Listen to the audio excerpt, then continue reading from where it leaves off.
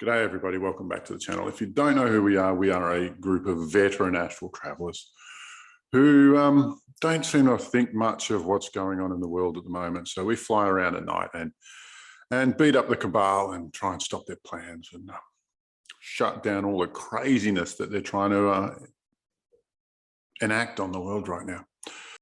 Now, before I start, I just want to say something really clearly and really directly. All mental health issues are the result of demonic interference. And I'll say it again, all mental health issues are a direct result of demonic interference. If you're not getting the results that you want out of the treatments that you're using, please contact me because we get stellar results, stellar. So, but today's question is a much bigger one, a much broader one that was asked to me a little while ago by somebody who sent me an email, and they asked me, they were confused about the nature of good. It is one of those questions that our understanding is like very basic, it's very straightforward, so nobody really goes back and analyzes it properly. But why not ask a professional exorcist what is going on with good and evil? It's as clear an answer as you're gonna get. And so here we go. Now, most people think that good and evil are equal forces who are currently arm wrestling for domination of the world, culture, country, galaxy, whatever, that space. One thing's true, they're at odds with each other in the worst way. Not in the way that you think. Like, you see this picture here of Jesus and the devil going head to head. It's just nonsense, it really is. Because the relationship between good and evil is not one of equals at all. The relationship between good and evil is that evil is a parasite. It requires good to feed on. It needs something wholesome and functional to pervert in order to survive. Now, one of the stories going around Christianity is that Lucifer was cast out of heaven. And Lucifer was one of the tippity top angels. He's one of the top 100 guys there. And he asked the question that nobody in angeldom or the angelic kingdom would ask. And it's akin to, what would humanity do if we weren't breathing? And for the angels is what would it be like if we weren't trying to get closer to God? And strangely enough, it's one of those things that's such a baseline question that nobody had asked it before. And kind of like for humanity, why do we sleep? It's so accepted, but nobody really knows the why, exactly why we do it. But, he was cast out of heaven, yes and no, was he, whether it was done in anger or whether it was done as an experiment, Imagine, Lucifer does manage to come up with another system for running the world, not just the good holiness that we talk about that's in every religion, but some sort of other thing. It would mean that God has a companion. However, I don't know how long Lucifer's been here, but I'm guessing it's quite some time. He can't get it to work. Whereas goodness and holiness, is a perpetual motion machine.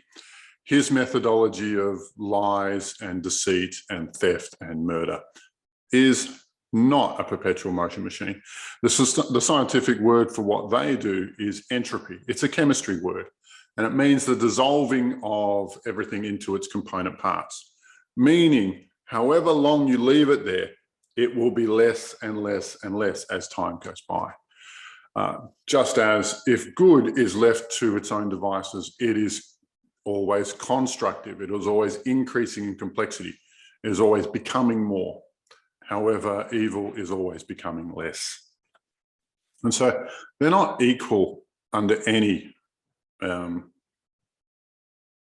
understanding of the word. Like evil is dependent on good as much and hates them for it. The consciousness of a parasite and their host, right, is instructive here, right? A parasite loves its host. the host gives it everything, all of its life, all of its breath, all of its nutrients, all of it, the space to be, everything is given to it by the host. And so it has an incredible, deep love for the host, even though it hurts the host by being there. You know, every parasite causes an illness or even something as simple as the mosquito leaves a little red irritation. But, you know, some parasites kill their host, and it's quite common. Even something like this, which is the parasite version of a tree. This is the strangle tree. It reaches up, and it's a vine that reaches to the top and then sucks water out of the top of the tree, and eventually grows thicker and thicker and replaces it. But the parasite is so selfish that it cannot see its host as its own being, as its own, having its own interests and its own goals and its own plans for itself. Because it's so selfish, it can only understand the host as how it can be useful to them. You know, this kind of total blankness that they might want something other than what the parasite wants. And I see this in the behavior of demons. I really do. And demons relate to human beings in exactly the same way. Exactly the same way. You know, we know the Draconians as a star-faring race, but they are using this same system, this same parasitic system to exist. They've been, they're stretched across the galaxy on dozens of worlds.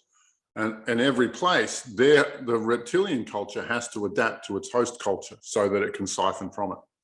And so at each point, it is dependent, it adapts itself to that particular host, to that particular other breed of intelligent aliens. And it's sad and pathetic, really. Like they have no imagination, they have no fresh thoughts. They can only think about themselves and more power for themselves. But I think I'm losing track here when I talk about star-faring races, because I'm actually going to backtrack a little bit more to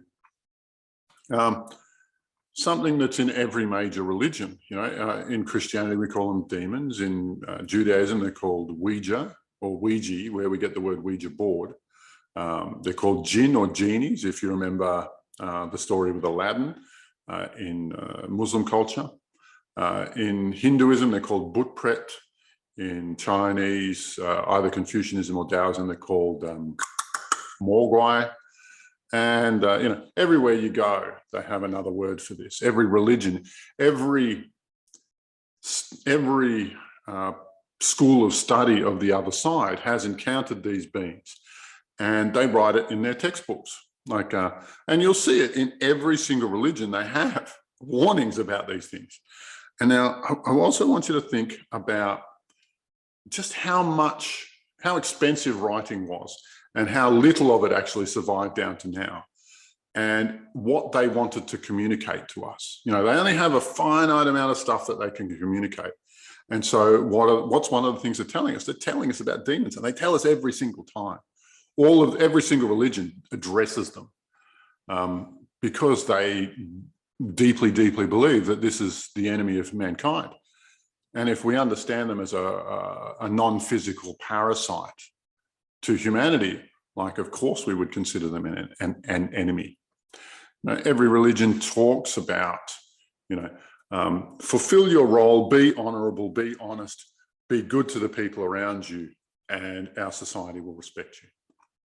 Whereas evil will tell you, look after yourself, lie to everybody, steal what you can, and grab what you can get your hands on, because nobody's going to look after you except you.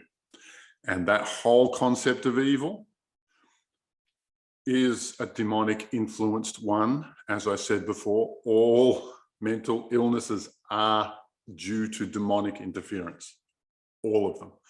And they're talking about this. They're talking about this looking out for me and me alone psychopathology. The demonic influence on a human being in the modern world looks like sex, drugs, and violence. And all three of these, you corrupt yourself. In all three of these, you hurt yourself. In all three of these, you put yourself in compromising positions. It is not the only thing going on there, but these products are theirs. And you know, I got a YouTube coming up about pan-galactic demons. And I'll name some of the individuals who are about drug, sex, and violence. Actually, I'll name the one for alcohol right away, because alcoholism is a really serious problem in the West.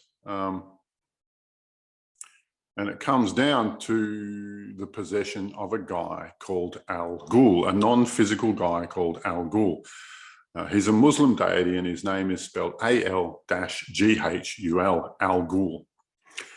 And he's a deity that's in charge of mayhem and destruction and violence and anger and rotting and corruption and fermentation, and also alcohol. Now, Ghul, where the Muslim and Christian empires met, was in Spain, and the word there is alcohol. In English, it is alcohol. And when they say drinking spirits, they are being very, very clear which spirit you're drinking. You're drinking, like literally letting in the physical manifestation of chaos and violence and destruction and mayhem, etc., into your body.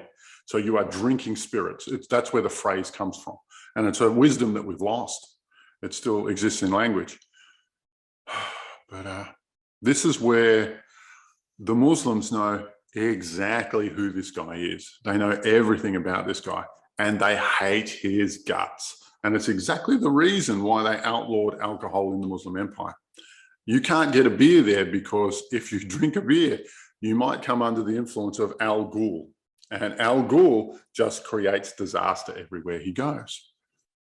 And there is nothing productive about alcohol. There is no end result that anybody really wants from alcohol. You know, everybody's on their worst behavior when Ghul's around. It's really, really terrible and sad and shit, but that's what we do, you know. It's even worse if you're Irish or Russian. It seems like Ghul has been a part of those two cultures for so long that he's managed to write himself into the local DNA.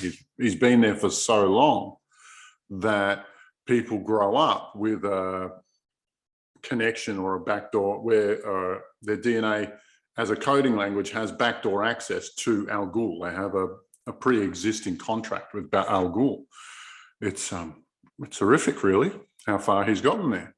But this is what we do. This is how it works. So we'll go back to a time where I had a client come into my session room. Now, he said he'd met me before. I didn't know him, but he'd just spent 2 years in the psych ward for schizophrenia. And the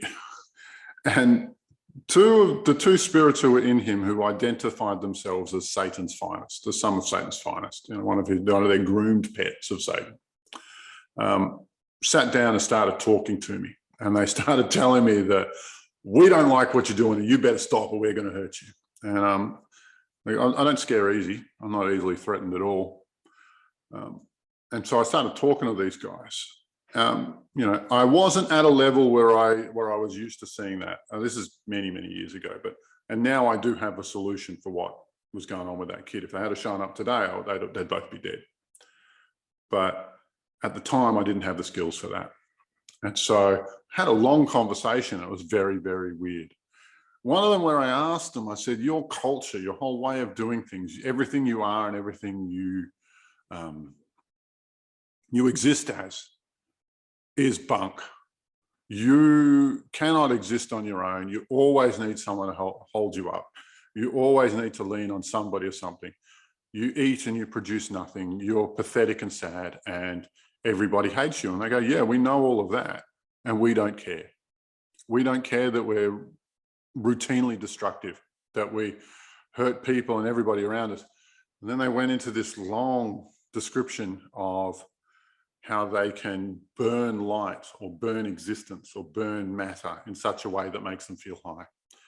And so because of that, and they can't get away from it. They can't stop themselves from doing it. So they call themselves the junkies of the universe. They know exactly who and what they are, and they don't care. They're just going to keep running around destroying things. And, you know, and if humanity is going to thrive, that's an area that requires attention. that's something that really needs to be addressed. The sooner the better.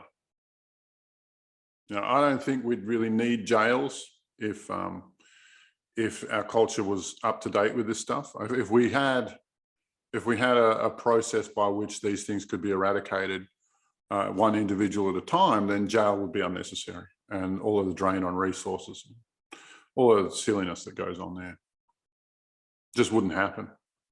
You know, the original impulse to hurt or steal wouldn't be there, you know. Yeah, I'm sure you've got plenty to say in the comments. I really do. If you found this informative or helpful, by all means, like and subscribe. If you want to sign on to our Patreon, we have a team of people who literally go around and hunt the big demons, the big bad guys, and finish them forever. So if you like the idea of that, then by all means, sign on to our Patreon, please. Now, I think that demonkind has been on Earth for so long that they've managed to infect pretty much every human being in their own way. Everybody has their own foibles. Everybody has their own shortcomings and their own dark side. It's not an emergency at all. You know, treat it if you want to treat it, but you don't have to. However, if you have a mental health issue, if you're being diagnosed with something and you're not getting the results that you really want, please tap me on the shoulder, please. Because we can actually turn things around. Me and my team, we're the best at it as far as we know. We haven't found anybody who matches us. So thank you very much. Thanks for listening. Stay well, and like and subscribe the damn channel.